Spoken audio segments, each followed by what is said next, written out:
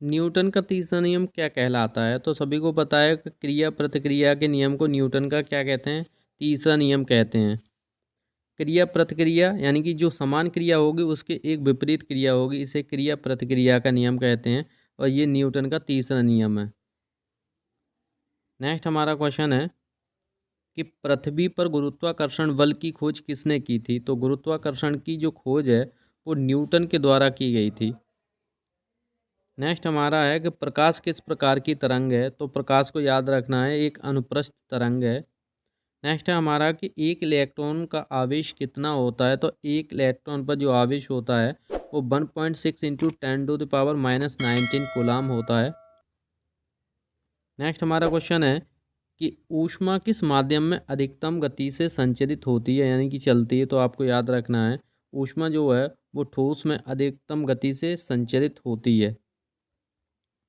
ओम का नियम किससे संबंधित है? तो आपको पता है ओम का जो नियम है वो वोल्टेज, धारा और प्रतिरोध, वोल्टेज, धारा और प्रतिरोध, बी जुगल टू क्या होता है सूत्र? आई आर, वोल्टेज, आई धारा और आर क्या होता है? प्रतिरोध, इस पर आधारित है, याद रखना है। नेक्स्ट हमारा क्वेश्चन है कि पानी का पीएच का मान क्या होता है? तो पानी न्यूट्रल में आता है, जिनका पीएच 7 होता है वो न्यूट्रल होते हैं। 7 से 14 के बीच में जो भी आते हैं उन्हें हम बेस यानी कि क्षार कहते हैं, और 7 से 0 के बीच में आते हैं उन्हें हम एसिड कहते हैं, आपको याद रखना है।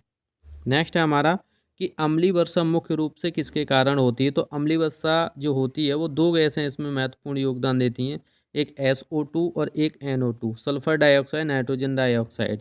सल्फर डाइऑक्साइड आपको याद रखना है ये H2SO4 सल्फ्यूरिक अम्ल का निर्माण करती है, और NO2 जो है वो HNO3 का निर्माण करेगी।